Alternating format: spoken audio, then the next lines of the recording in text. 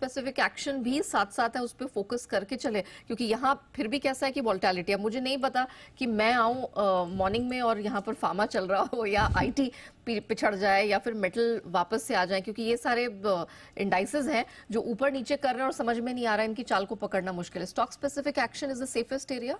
Stock specific action में कोई परेशानी नहीं है। एक तो ब्रॉडर मार्केट का जो एक्शन है वो आपके लिए बरकरार है, मिड और स्मॉल कैप्स आपको मूव दे रहे हैं। कुछ कुछ दिन आते हैं, ऐसा नहीं है कि जो वन वे रैली थी और हमने देखा था लगातार 6-7 हफ्ते ऐसे थे जहां पर मिड कैप्स ने ब्रॉडर मार्केट ने लार्ज कैप्स को आउट परफॉर्म किया था, वैसा ट्रेंड नहीं है। अभी हम कुछ दिन देखते हैं जहां पर एक शार्प फॉल आता है। इसी महीने हमने देखा है एक बार 4% से ज्यादा आपके लिए मिड और स्मॉल कैप इंडेक्स फिसले भी थे, पर फिर वहां से रिकवरी भी आपको आती हुई दिखी। तो एक जो बात सबको ध्यान में रखनी है वो है, this market is priced to perfection. Price to perfection means कोई भी ऐसा रूम नहीं है जहां पर आपको डिसअपॉइंटमेंट आते हुए दिखे। अगर कोई डिसअपॉइंटमेंट आएगा तो उस पर शार्प रिएक्शन आपको आते हुए दिख सकता है। Coal India as a prime example, 1 crore tonne से उन्होंने कहा हमारा प्रोडक्शन टारगेट मिस हो रहा है, 3 दिन में 10-12% आपके लिए स्टॉक फिसलते हुए दिखा। उसके बाद अब संभल भी गया है, तो ब्रॉडर ट्रेंड जो है बायोडिप का वो है, बरकरार भी है, क्योंकि बाजार ने रियलाइज कर लिया कि 1 crore ton on a broader basis for Coal India ये कुछ भी नहीं है। FY25 का आउटलुक उनके लिए अच्छा है, बट एक बार के लिए उन्हें ट्रिगर मिल गया कि हम इतना सब अच्छा प्राइसिंग कर रहे हैं, जरूरी नहीं कि हर चीज हमारी एक्सपेक्टेशन के हिसाब से ही जाए। तो वहां पर आपने रिएक्शन देखा। हीरो मोटो 2 व्हीलर स्टॉक्स पर हमने एक बार के लिए वो रिएक्शन देखा। अभी कुछ डेटा संकेत आ रहे हैं जो दिखा रहे हैं कि शायद 4 व्हीलर्स की भी सेल्स उतनी मजबूत नहीं है, क्योंकि ऑलरेडी आप पिछले 2 साल के बहुत हाई बेस पर बैठे हुए हैं। तो वहां से फिर आपको थोड़े संकेत जरूर नजर रखने चाहिए कि थोड़ा उतार चढ़ाव स्टॉक स्पेसिफिक एक्शन वहां पर आपको होते हुए दिख सकता है, बट अदरवाइज कुछ ऐसी परेशानी हो बाजार में ये नहीं है।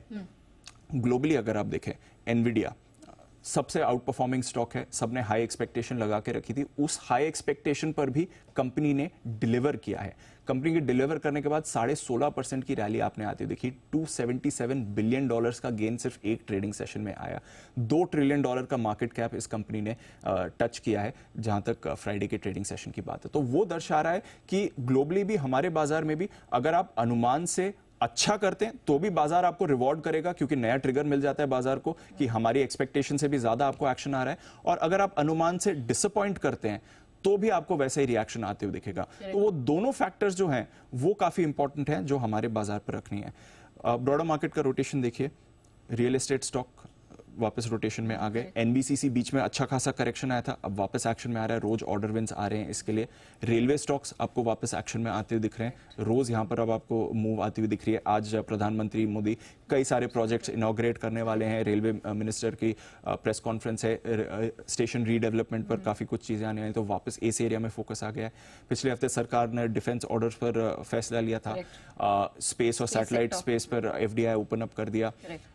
शिप बिल्डिंग स्टॉक्स आपको वापस एक्शन में आते हुए दिख रहे हैं, मेटल्स में मौके आपको मिल रहे हैं। तो जो रोटेशन है ब्रॉडर मार्केट का वो चल रहा है, जो फेवरेट सेक्टर्स हैं वहां पर वापस एक्शन आ रहा है। कुछ दिन PSU स्टॉक्स चलेंगे, कुछ दिन नहीं चलेंगे, वो एक्शन आपके लिए बरकरार रहेगा, बट एज सच जो मार्केट फेवरेट्स हैं वो अभी भी मार्केट फेवरेट्स आपके लिए बने हुए हैं। एक चीज जो यहां पर आपको ध्यान रखनी है, इनफैक्ट हर किसी को जब भी आप मार्केट में ट्रेड करते हैं ध्यान रखना है, बट ये पिछले मार्च वाला मार्केट नहीं है, पिछले साल वाला मार्केट नहीं है। हाई वैल्यूएशन पर अगर आपके पास अच्छे स्टॉक्स नहीं हैं तो आप थोड़ा वहां पर अटक सकते हैं, क्योंकि जब भी बुल मार्केट में करेक्शन आता है, शार्प करेक्शन आता है। और हमने ये पिछले हफ्ते भी देखा है, इससे पहले भी देखा है फरवरी में, इससे पहले भी देखा है जन में। वो शार्प करेक्शन किसी भी ट्रिगर के बिना आ सकता है, किसी भी वजह के बिना आ सकता है। उस शार्प करेक्शन में फिर आपके जो स्टॉक्स हैं वो मार्केट से ज्यादा करेक्ट कर सकते हैं। तो अगर आप लो क्वालिटी हाई वैल्यूएशन वाले स्टॉक्स में अटक गए हैं तो वहां पर आपको परेशानी हो सकती है। क्वालिटी स्टॉक है, लॉन्ग टर्म के लिए आपने लिया हुआ है, थोड़ा उतार चढ़ाव आएगा, बट वहां पर रिटर्न्स जो है उसकी गारंटी बेटर है। अगर आप low quality high valuation stocks में हैं तो वहां पर परेशानी आ सकती है। मार्केट लिक्विडिटी की वैसे कोई प्रॉब्लम नहीं है, डोमेस्टिक फंड्स का अच्छा सहारा इस समय बाजार में आते हुए दिख रहा है, कोई परेशानी वहां पर नहीं है। हम देख रहे हैं DIs लगातार, जब भी FIs की बड़ी सेलिंग होती है DIs आ जाते हैं, थोड़ी मुनाफा इसलिए DIs भी करते रहते हैं, but by and large DIs का सपोर्ट इस साल काफी अच्छा रहा है। Quality stocks even at higher valuation हम देखते हैं मार्केट वहां पर खरीदारी कर रहा है, जरूरी नहीं कि क्वालिटी सिक्योरिटी स्टॉक्स आपके इग्नोर हो रहे हैं। तो एज सच कोई परेशानी नहीं है बाजार की, मूड माहौल अच्छा बना हुआ है, broader trend buy on dips का आपका बना हुआ है। पिछले हफ्तों से कुछ वॉलेटिलिटी के संकेत आ रहे हैं, विच इज नेचुरल, बिकॉज आप इलेक्शन की तरफ भी जा रहे हैं, इलेक्शन डेट्स का बाजार को इंतजार है, मंथली एक्सपायरी है और फिर फाइनेंशियल ईयर एंड आता है, तो उसमें थोड़ी रीबैलेंसिंग होती है, तो वो आप उस एक्शन प्ले आउट करते हुए देखेंगे। बट एज सच जैसे मैंने कहा, कुछ भी ट्रिगर खराब होने वाले नहीं है, नए हाई पर हैं, 5 दिन से आप नए रिकॉर्ड बना रहे हैं, तो टेंशन तो कोई नहीं है। और ग्लोबल मार्केट से भी देखा जाए तो कोई दिक्कत की बात तो है नहीं, आपके यूएस मार्केट्स हाई पर हैं, जापान ने लेट आए बट 34 साल इंतजार कर रहे हैं। आए तो कम से कम, तो वहां से भी कोई दिक्कत की तो बात है नहीं। बिल्कुल कोई परेशानी की बात नहीं है। ओवर द वीकेंड भी देख लीजिए, कुछ खराब संकेत नहीं आते हुए दिखे। एक यूएस में फिर से शटडाउन का डर आ रहा है, विच अगेन इस समय बाजार फोकस नहीं कर रहा है। बाजार ने मान लिया है कि मार्च में रेट कट नहीं आएगा, ऑलमोस्ट मान लिया है कि शायद मई में भी रेट कट नहीं आए। थोड़ा एडजस्टमेंट हो चुका है, थोड़ा शायद उसके लिए एडजस्टमेंट आना और बाकी है, क्योंकि अदरवाइज अगर आप देखें तो पिछले हफ्ते एनवीडिया और आईटी स्टॉक्स ने बाजार को अच्छा सहारा दिया है। एक्स ऑफ दैट शायद परफॉर्मेंस इतनी अच्छी नहीं रहती, फिर आप शायद फेड पर या बॉन्ड यील्ड पर ज्यादा फोकस करते।